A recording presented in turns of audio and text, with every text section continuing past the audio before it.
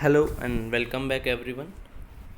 This is the sixth lecture in subject metal forming analysis, and we were discussing about the various forming processes. Then I discussed about the various forging defects, advantages and limitations.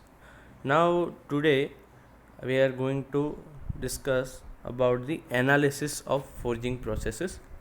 In analysis of forging processes, there are four processes mainly includes. First, analysis of open die forging, then forging with close impression die, pressure variation during forging, and fourth one is forging of a circular disc.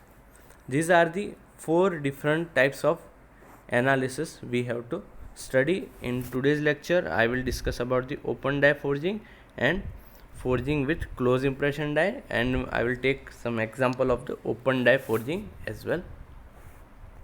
So let us start. First, open die forging. If the open die forging is assumed to be occurring under ideal condition with no friction between die surface and workpiece, the deformation is homogeneous and there is uniform material flow throughout the height.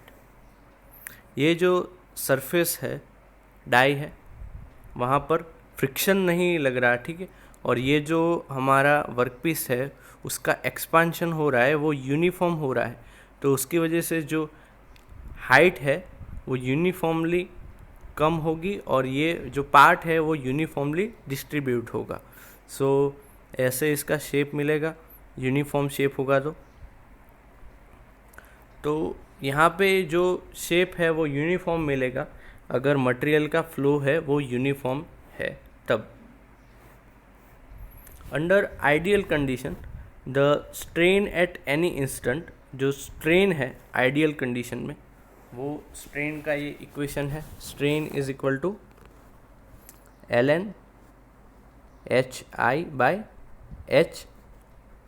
यहाँ पे hi जो है वो initial height, जो initial level पे जो height है वो है hi of the work piece, और हाइट एट एनी इंस्टेंट यानी कि कोई भी एक पर्टिकुलर पोजीशन है. अभी यहाँ के लिए जो हाइट है वो h है. इन दोनों का रेशियो लेके लॉग लेंगे तो हमको क्या मिलेगा, strain at any instant. For ideal condition के लिए हमको स्ट्रेन की वैल्यू मिल जाएगी. Now force required for compression. इसको कंप्रेस करने के लिए फोर्स कितना रिक्वायर होगा. The force required for continuing the compression F is equal to sigma F into A, where F is the force required for compression and A is the area of cross section of the workpiece. यहाँ पे जो भी stress है sigma F है, ठीक है. अभी simple जो स्ट्रेस का इक्वेशन क्या होता है, फोर्स पर एरिया, तो उसके ऊपर से force will be equal to stress into area. यहाँ पे जो फोर्स रिक्वायर्ड फॉर कंप्रेशन है वो प्रोपोर्शनल होगा stress and area of the workpiece.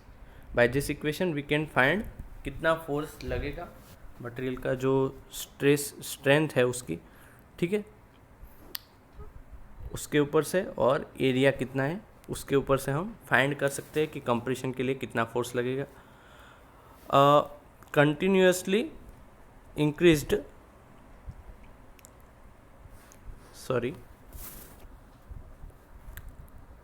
Area continuously increases H as reduces. यहाँ पे जो एरिया है वो कैसे हम मेज़र करेंगे. सपोज ये एक हमारा रेक्टेंगुलर ब्लॉक है जिसकी हाइट h है, पर एरिया जो है वो एरिया ऐसे मेज़र होगा, ये वाला पोर्शन, ठीक है. सो बी और डी है, ठीक है, बी क्रॉस डी इसका एरिया है। तो जैसे ही कंप्रेशन होगा तो ये एरिया क्या हो जाएगा, बढ़ जाएगा, जो सरफेस एरिया है वो बढ़ जाएगा। ये हमारी इनिशियल हाइट है, तो यहाँ पर ये h मिलेगा फाइनल एट एनी इंस्टेंट, और जो ये एरिया है सरफेस एरिया वो क्या हो जाएगा, इंक्रीज हो जाएगा b cross d।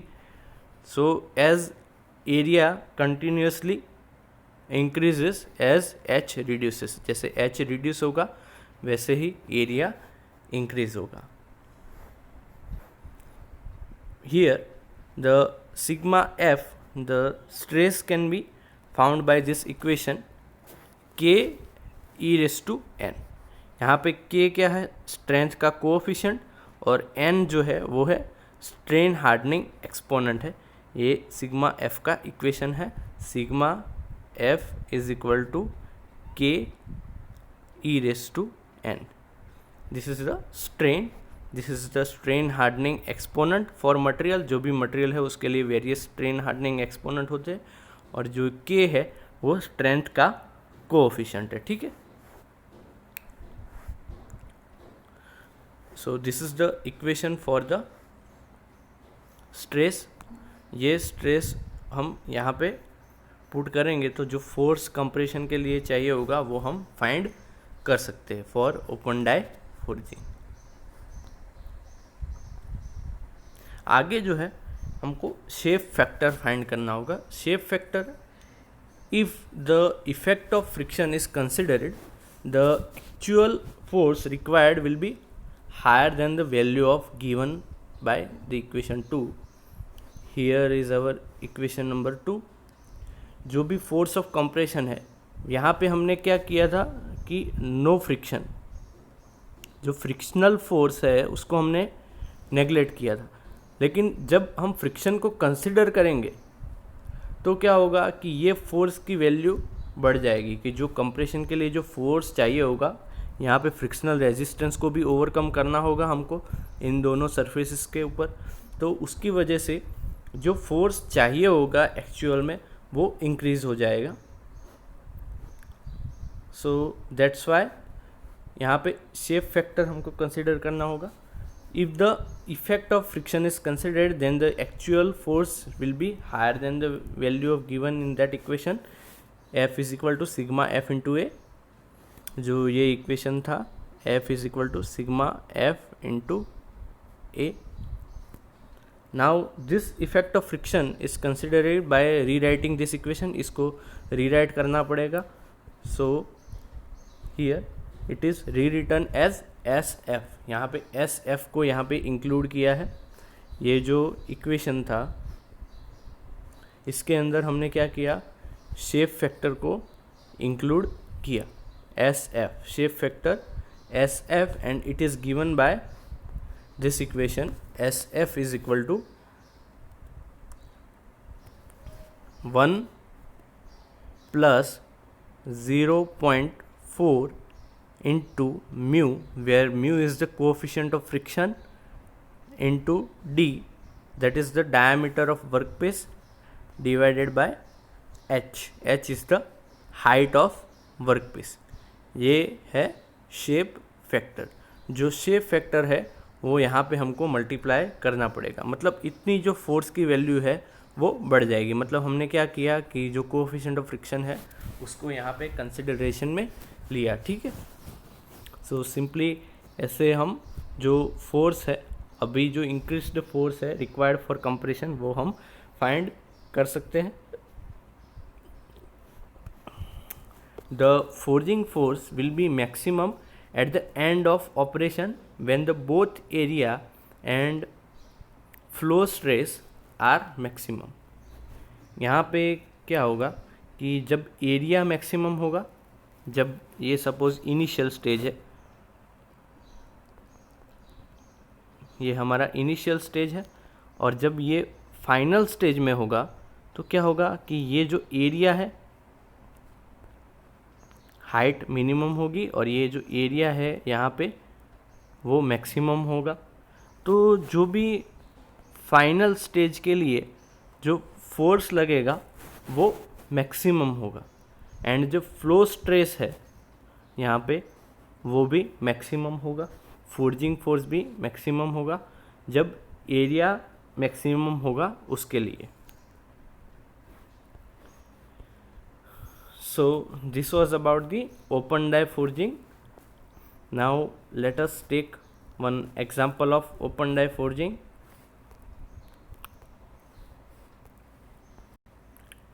A solid piece of steel 60 mm in diameter, 80 mm height is reduced in height by 50% with help of open die forging. एक सॉलिड पीस है ऑफ 60 mm डायमीटर, जो diameter है उसका है 60 mm, with height उसकी है यहाँ पे, इसको वर्टिकली ड्रॉ करता हूँ, ठीक है. ये हमारा सॉलिड पीस ऑफ स्टील है, उसका जो डायमीटर है वो है 60 mm और जो हाइट है वो है 80 mm. Height is reduced in height by 50%. अभी इसका हमने 50% रिडक्शन करना है height by using open die forging. The work material characteristics are represented by K is equal to 350 MPa, N is equal to 0.16, mu is equal to coefficient of friction 0.1. Find the maximum forging force. जो maximum forging force था F is equal to sigma F A into SF. Shape factor हमको consider करना था. फिर जो SF का equation था 1 + 0.4 mu D by H, 0.4 mu D by H. यहाँ पे कोफिशिएंट ऑफ फ्रिक्शन एरिया हम फाइंड कर सकते हैं. सिग्मा एफ जो है वो हमको फाइंड करना पड़ेगा, वो उसका इक्वेशन था k into E raise to n. So यहाँ पे k की वैल्यू है वो हमको दी हुई है 350 मेगा पास्कल, और जो n है वो है एक्सपोनेंट, वो भी यहाँ पे दिया हुआ है. फिर स्ट्रेस का जो हमको पता है कि इक्वेशन क्या है, ln hi बाय h, यानी कि जो इनिशियल हाइट है यहाँ पे 50% रिडक्शन है. सो वैसे हम स्ट्रेन भी फाइंड कर सकते हैं. और जो म्यू कोएफिशिएंट ऑफ फ्रिक्शन हमको दिया हुआ है, हाइट दी हुई है और डायमीटर भी दिया हुआ है, ठीक है. सो हम जो मैक्सिमम फोर्जिंग फोर्स है वो यहाँ पे फाइंड कर सकते हैं. तो चलिए फाइंड करते हैं. सबसे पहले इनिशियल डायमीटर दिया हुआ है, फिर इनिशियल हाइट दी हुई है, उसके बाद जो एच ओ है यानी कि final height will be 50% of it. फिर के दिया हुआ है, के को यहाँ पे कन्वर्ट किया है मेगा पास्कल में से न्यूटन पर mm स्क्वायर में, ठीक है. वो दोनों सेम ही है. n इज इक्वल टू 0.16 और म्यू 0.1. अभी जो फोर्जिंग लोड है will be maximum at the end of operation. जो एंड ऑफ ऑपरेशन है उसके लिए वो मैक्सिमम होगा. सबसे पहले हम क्या फाइंड करेंगे, स्ट्रेन फाइंड करेंगे, ln hi by H O. यहाँ पे hi जो है वो 80 है और ho 40, तो हमको स्ट्रेन मिल जाएगा. उसके बाद हमको फाइंड करना है sigma f, that is our flow stress.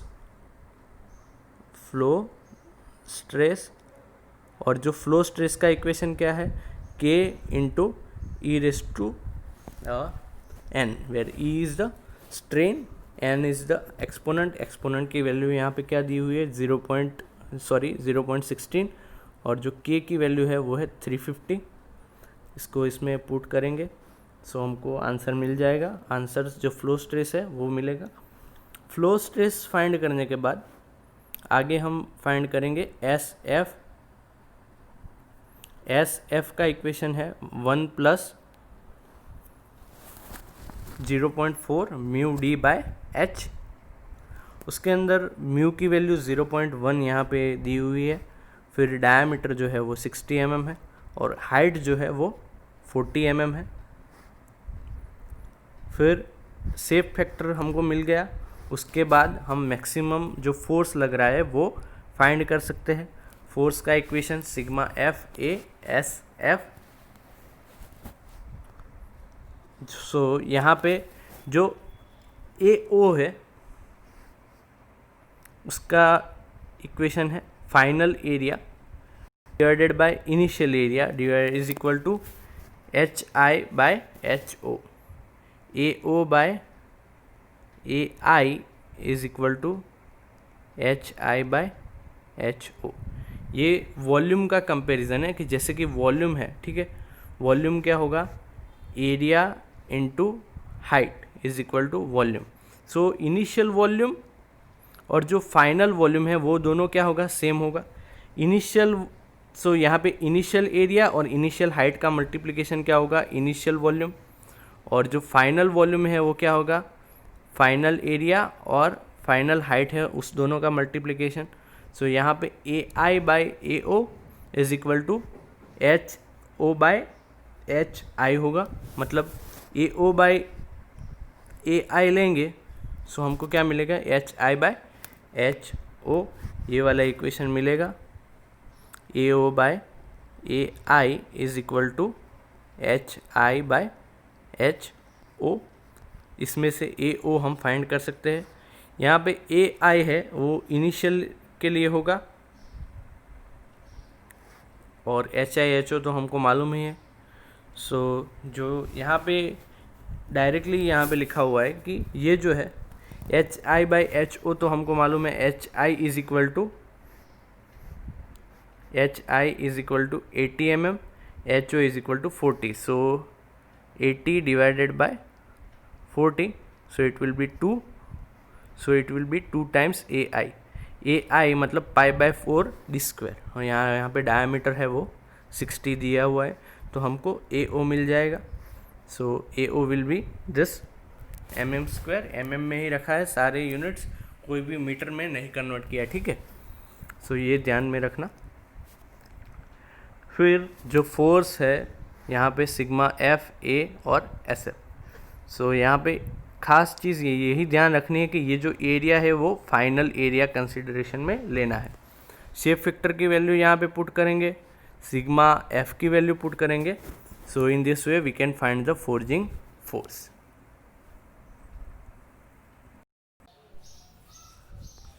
यहाँ पे इसका एक और एग्जांपल हम लेंगे, ठीक है, ओपन डाई फोर्जिंग का। सॉलिड सिलिंड्रिकल पीस दिया हुआ है, यहाँ पे डायमीटर में चेंज है, हाइट में जो रिडक्शन है वो 72 height is reduced to 60 mm at room temperature. Coefficient of friction दिया है, फ्लो स्ट्रेस दिया है, सिग्मा एफ यहाँ पे सिग्मा एफ दिया हुआ है, flow stress. Now calculate the forging force required at the end of stroke. जो एंड ऑफ स्ट्रोक के लिए फोर्जिंग फोर्स रिक्वायर है वो फाइंड करना है, sigma F A into S F. So ये हमको फाइंड करना है। ये इनिशियल डायमीटर और इसका ये सेक्शन ऐसे दिखेगा, सॉलिड सिलिंड्रिकल सेक्शन है। यहाँ पे ये साइड व्यू दिया हुआ है। फिर म्यू जो है वो दिया हुआ है, यहाँ पे coefficient of friction 0.22, sigma F यहाँ पे दिया हुआ है। उसके बाद जो भी forging stress will be maximum at H is equal to 60, मतलब जो फाइनल स्टेज है वहाँ पर ही मैक्सिमम मिलेगा। शेप फैक्टर का ये इक्वेशन है। उसके बाद हमको शेप फैक्टर के अंदर वैल्यू पुट करेंगे तो उसकी वैल्यू मिल जाएगी। फिर जो फोर्जिंग फोर्स है वो हम फाइंड करेंगे, sigma F A O into S F.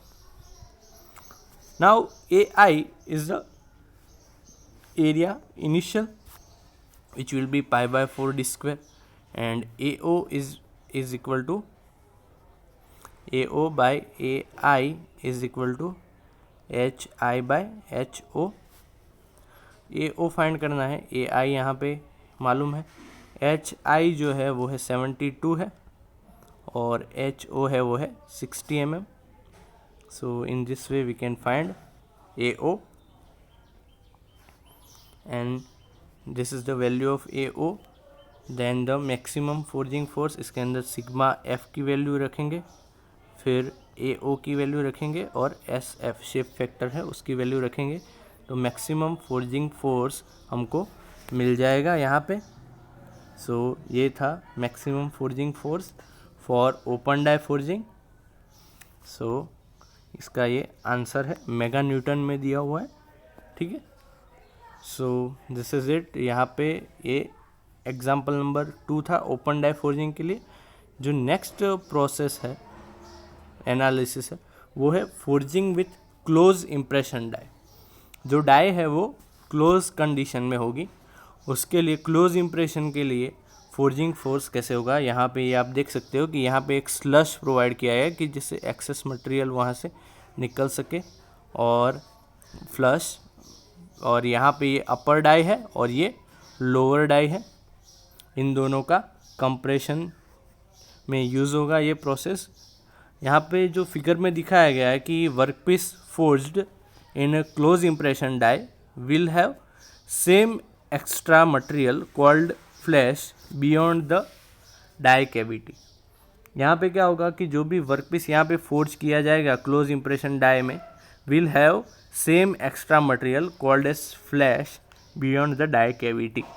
कि जो भी एक्स्ट्रा मटेरियल होगा वो यहाँ पे होगा, जो फ्लैश पोर्शन है बियॉन्ड द डाई कैविटी, मतलब ये हमारी डाई की कैविटी है, उसके एक्सेस में जो मटेरियल होगा वो फ्लैश होगा, ठीक है। आगे, this material has to be later on cut in a separate operation for producing the finished part. फिर ये जो हमारा मटेरियल है वो एक्सेस मटेरियल है, तो इसको हमको क्या करना पड़ेगा, जो भी हमारा ऑपरेशन परफॉर्म हो जाएगा उसके बाद उस पार्ट को हमको कट करना पड़ेगा। In working out the force required for forging in this case, therefore it will be necessary not only to calculate the force required to overcome resistance of material being strained to produce the desired shape, but also include the force required to overcome resistance offered by flash।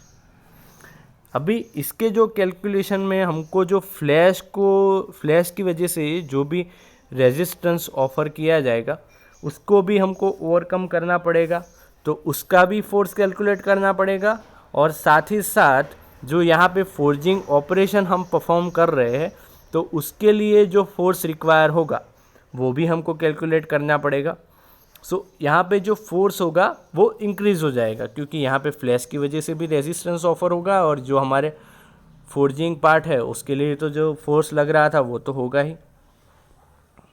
So this is about the forging with close impression die, and today we discussed this too. In next lecture we'll discuss the remaining. So thank you very much for listening me carefully. Have a nice day.